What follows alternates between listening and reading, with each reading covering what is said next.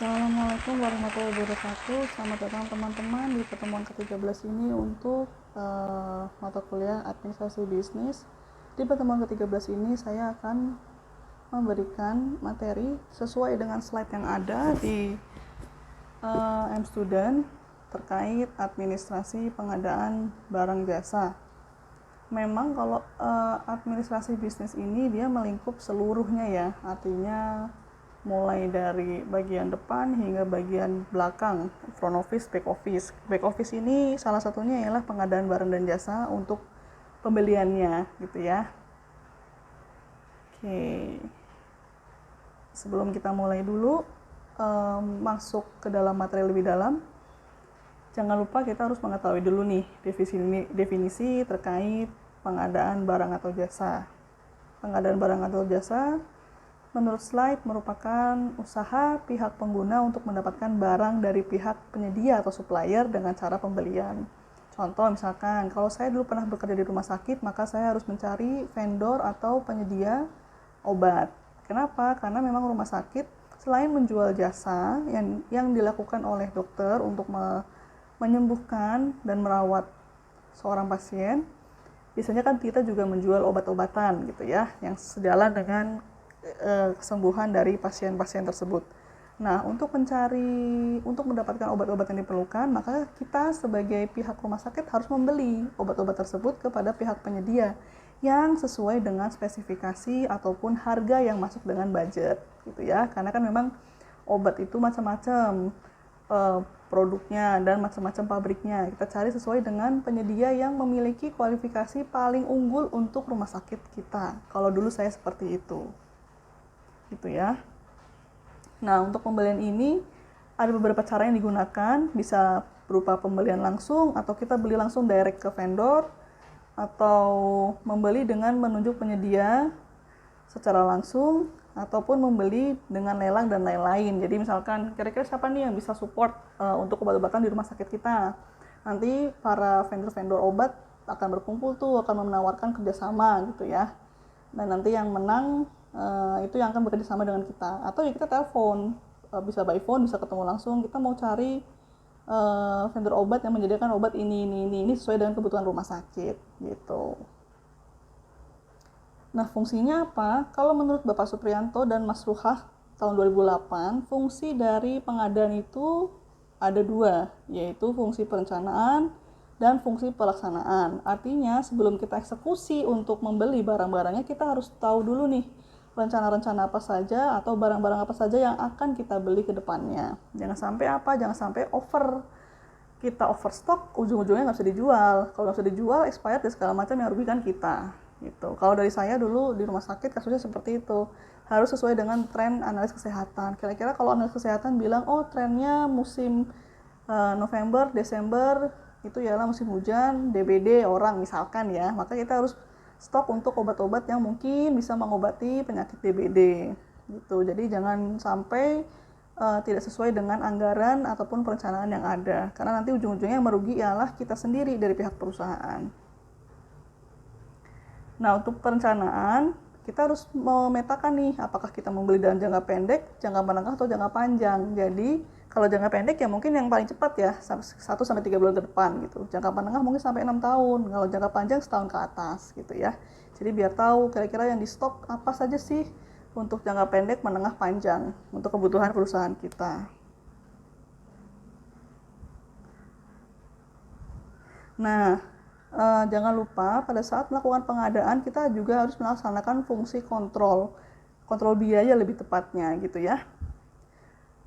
Jadi kita harus beli barang-barang atau stok yang dibutuhkan di perusahaan kita dengan harga beli yang wajar, jangan sampai beli ketengan. Maksudnya gini, kalau saya tuh dulu di rumah sakit beli ketengan ialah jadi kita nggak pakai vendor obat yang mungkin distributor sifatnya ya, kita belinya ketengan di apotek-apotek yang mungkin harga belinya jauh lebih mahal gitu kan. Ujung-ujungnya kita mengambil margin juga dari harga beli tersebut dan kita jual tersebut ke pasien yang pasti akan lebih mahal. Khawatirnya kalau kita membeli obat-obatan atau mungkin barang-barang produk stok yang akan kita jual kembali ke pasien atau mungkin ke konsumen dengan harga yang lebih tinggi, mereka tidak tertarik gitu. Jadi harus beli harga beli harus membeli produk-produk dengan harga beli yang terkontrol dan bersaing. Nah, fungsinya apa sih fungsi dari administrasi pengadaan ini? Oke, sebentar. Fungsinya ialah untuk bisa mengontrol. Jadi pada bagian, kalau saya dulu ngomongnya bagian pengadaan ini bagian purchasing ya. Jadi melakukan pembelian, pengadaan itu harus benar-benar dengan baik menjalankan fungsi perencanaan dan fungsi pelaksanaannya. Jangan sampai beli tapi nggak tahu tujuannya buat apa gitu loh. Nah, terus bagaimana cara kita melakukan pengadaan tersebut atau purchasing tersebut? Satu, jelas kita melaksanakan fungsi perencanaan. Kita ngerencanain dulu nih mau beli barang apa. Terus kita memenuhi administrasi yang ada. Contoh mungkin berkas-berkas yang dibutuhkan, dokumen dan segala macam. Nah, terus kita ngomong ke supplier, kita butuh ini loh, bisa nggak supply ke kita? Nah, kalau sudah, akan ada transaksi penerimaan barang yang biasanya dilakukan oleh tim logistik gitu ya. Diterima oleh logistik barang-barangnya apa saja. Nah, kalau sudah diterima sama kita kan harus menyimpan tuh ke gudang. Kalau dulu saya, kalau di rumah sakit, ya kalau obat ke gudang obat, kalau umum kayak ATK segala macam ke gudang umum gitu ya. Nah, kalau sudah di gudang, nanti akan tiba masanya untuk kita mendistribusikan stok-stok tersebut. Kalau rumah sakit ya akan ada masanya saya dulu mendistribusikan stok-stok obat yang ada ke bagian farmasi untuk diberikan dan dijual kepada pasien. Gitu ya. Oke, tadi sudah disebutkan ya prosesnya apa saja. Nah, mungkin saya akan mendalam lagi sesuai dengan slide apa sih yang dilakukan pada saat proses administrasi. Biasanya akan melakukan, kita hitung dulu nih berapa yang akan kita pesankan, terus ada dokumentasi pada saat serah terima, terus harus ada nih surat jalan, harus ada bukti penerimaan barang, dan harus ada bukti pembayarannya juga gitu ya. Nah, ini bagian administrasi yang jangan sampai lupa teman-teman purchasing untuk dilakukan. Nah, kalau misalkan pada saat udah terjadi kontrak nih, terus supplier bilang nggak bisa melakukan pengiriman barang dalam waktu dekat, mungkin karena barangnya kosong atau gimana. Nah, kalau sudah kayak gitu, mohon maaf ya kalau ada intermezzo karena saya record lewat handphone yang saya able untuk gunakan gitu. Semoga tidak mendistract teman-teman untuk mendengarkan video. Nah, kalau sudah terjadi kayak gitu, mungkin kan bisa jadi terhambat ya. Contoh misalkan saya nih ada pasien, misalkan pasien digigit misalkan digigit ular kobra, terus kita nggak punya obatnya nih karena vendornya tidak bisa ngirimin obat gitu, obat penangkal bisa ular. Nah, itu kan bisa menimbulkan kematian pasien gitu kan. Atau mungkin teman-teman nih mungkin di bagian apa gitu ya, maksudnya di perusahaan mana, terus ketika nggak bisa memberikan sesuai dengan apa yang dibutuhkan oleh konsumen, kita barangnya nggak punya, mungkin kan akan menimbulkan kemarahan konsumen, akan menimbulkan kerugian, atau mungkin konsumen jadi nggak mau balik lagi, gitu-gitu ya. Oke, maka kita perlu untuk mengantisipasi jangan sampai terjadi penghentian produksi dari kita, jangan sampai kita nggak bisa memberikan itu kepada konsumen gitu kan. Bisa jadi caranya gimana? Ya ini satu, kita butuh lead time. Terus kita juga butuh lead time untuk persiapan dokumen, persiapan pengadaan. Terus kalau bisa mungkin kita memajukan pengiriman dulu kan, gitu. Atau ya udah kalau emang kita ngerasa nggak sanggup, udah kita nggak usah pesan lagi. Cara yang paling terakhir tuh itu. Udah kalau emang ngerasa nggak capable untuk vendor kita, ya jangan mengirimkan barang ke kita lagi. Biar kita kerjasama dengan vendor yang lain, gitu. Nah, ini proses pengadaan material, teman-teman mungkin bisa baca sendiri, mulai dari Departemen Production Control, hingga pada akhirnya, terakhir nih, penyerahan, kalau boleh saya coret-coret ya, penyerahan lini produksi, gitu ya. Ini silakan dibaca, karena memang seperti ini alurnya. Kita mau produksinya apa, direncanakan, terus kalau sudah, harus ada surat pemesanan, jangan lupa, terus ke suppliernya, terus diserahkan ke kita lagi, diterima ke kita juga harus cek dulu nih barangnya, jangan sampai misalkan beli 10 dus paracetamol, jangan sampai yang dikirim cuma 9, itu penting nih untuk mengecek lagi gitu ya. Nah, kalau sudah, jangan lupa untuk disimpan dan pada masanya akan didistribusikan kepada divisi-divisi yang memerlukan. Gitu. Nah, kalau ini nih, bagaimana mengontrol pada saat ini ya, penerimaan barang tersebut. Kalau pada saat penerimaan, kita harus inspeksi dulu nih, benar nggak kuantitasnya, kuantitinya betul nggak, terus sesuai nggak dengan apa yang kita pesan. Jangan sampai kita misalkan pesan obat merek A yang dikirim obat merek B gitu ya. Terus lihat apakah ini terkait kualitas, apakah mungkin expired date-nya dekat atau enggak. Kalau dekat mungkin kita bisa minta retur gitu ya. Terus pas pada saat penyimpanan nih, kita harus ya, kalau di penyimpanan ini jangan lupa kita ada administrasi inventory atau bisa disebut dengan stok opnam. Harus kita benar-benar ini ya, di mana misalkan obat ini ditempatkan di rak obat ini, misalkan obat demam di rak obat bagian kiri, kalau obat diare di rak obat bagian kanan. Jangan sampai itu salah gitu. Nah, pada saat distribusi ya, kita harus sesuai yang diminta oleh misalkan konsumen butuh 5 ya kita harus berikan 5 gitu. Nah, ini metode pemilihan penyedia jasa.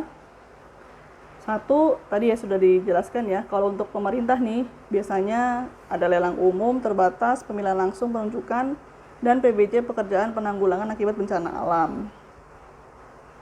Nah, ini kalau untuk pelelangan umum harus mencakup 12 unsur atau elemen ini ya.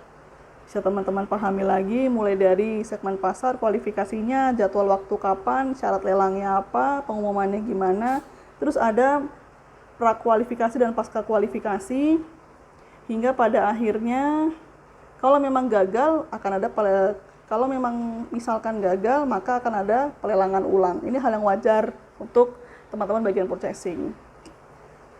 Kalau terbatas nih, sebenarnya sama dengan pelelangan umum gitu ya, cuma memang secara hal-hal tertentu lebih terbatas.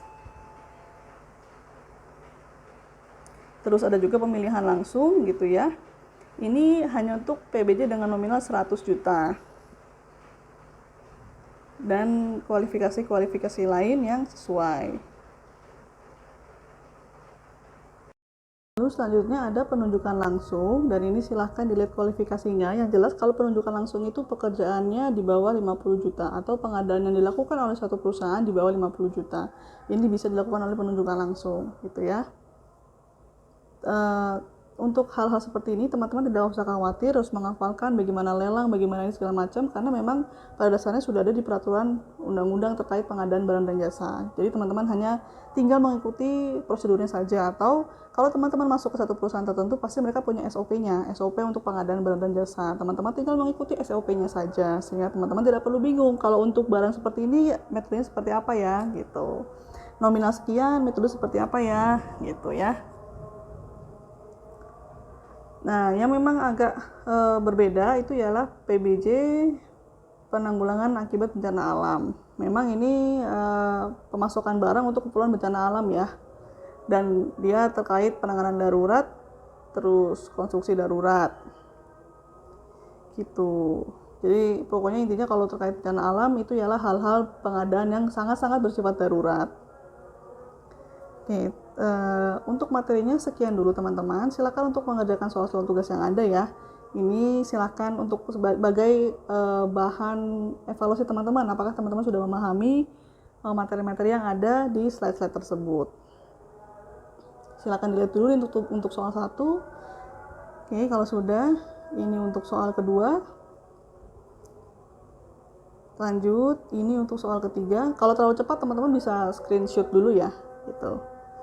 Soal ketiga, ini soal keempat, semua pasti ada jawabannya di slide ini. Lalu ini soal yang terakhir. Oke, sekian dari kami. Mohon maaf kalau misalkan ada kekurangan dalam penyampaian materi. Kami harap teman-teman bisa memahami terkait pengadaan barang dan jasa. Mungkin memang masih ngawang-ngawang kalau belum terjun langsung untuk melakukannya sebagai bagian purchasing, tapi setidaknya ini menjadi bekal awal teman-teman untuk mengetahui bahwa di satu perusahaan tertentu ada loh bagian purchasing yang tujuannya untuk mengadakan pembelian untuk mengadakan perencanaan pengadaan barang jasa dan mengadakan pembelian barang dan jasa. Sekian, semoga dapat dipahami. Terima kasih.